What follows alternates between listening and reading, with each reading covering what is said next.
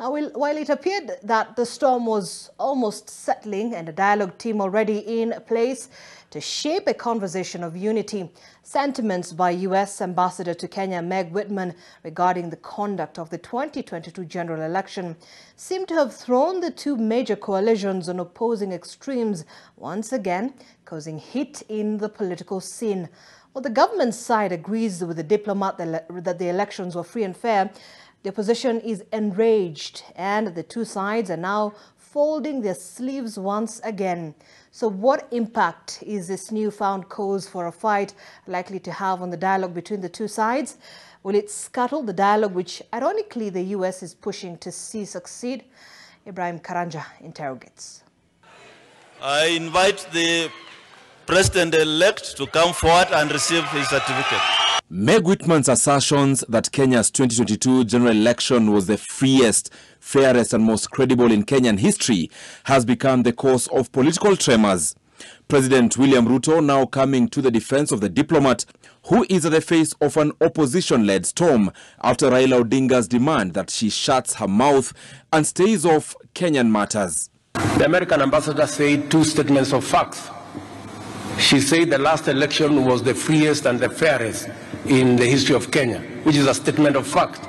She said Kenya is open for business, which is also a statement of fact. I mean, surely. On Friday, Ruto met with Delaware Senator Christopher Andrew Coons in State House in what is believed to be conversations centered on talks between Kenya Kwanza and Azimio to quell the political situation in the country.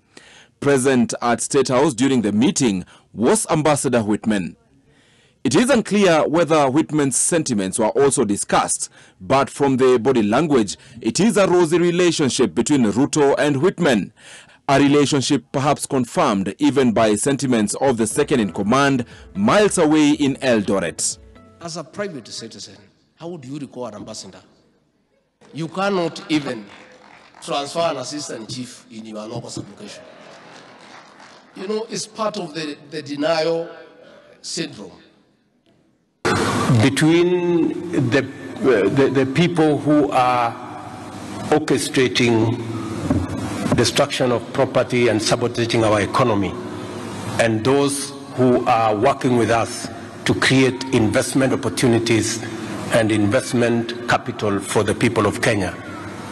Between those two, I was wondering who is actually rogue. And now concerns are rife that Whitman's sentiments and the push and pull it has borne may have an impact on the Kenya Kwanza Azimio talks. So when you are saying or confirming that the past election was free and fair, and it is an issue that one of you has come to help solve, then where does that leave even the person who was sent, the senator who came to Kenya? Meg Whitman is speaking to corporate America and is saying Kenya and Africa is open for business. Come and invest. It is safe. There were questions about election and all that, but it was democratically concluded. The opposition is already sounding its displeasure. Let her allow us to dialogue as Kenyans, to resolve our issues as Kenyans. Let her not be a cheerleader for UDA and William Ruto. She must remain neutral.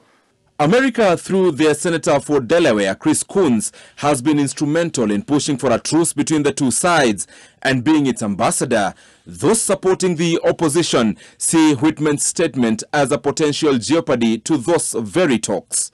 I repeated that Meg Whitman is not a typical politician. She's not a typical diplomat.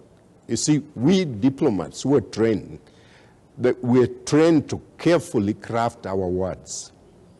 I think what Whitman needed to say is that the Supreme Court of the land has already made its own pronouncement.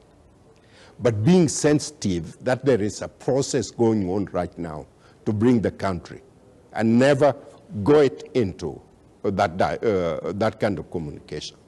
Ibrahim Karanja, NTV.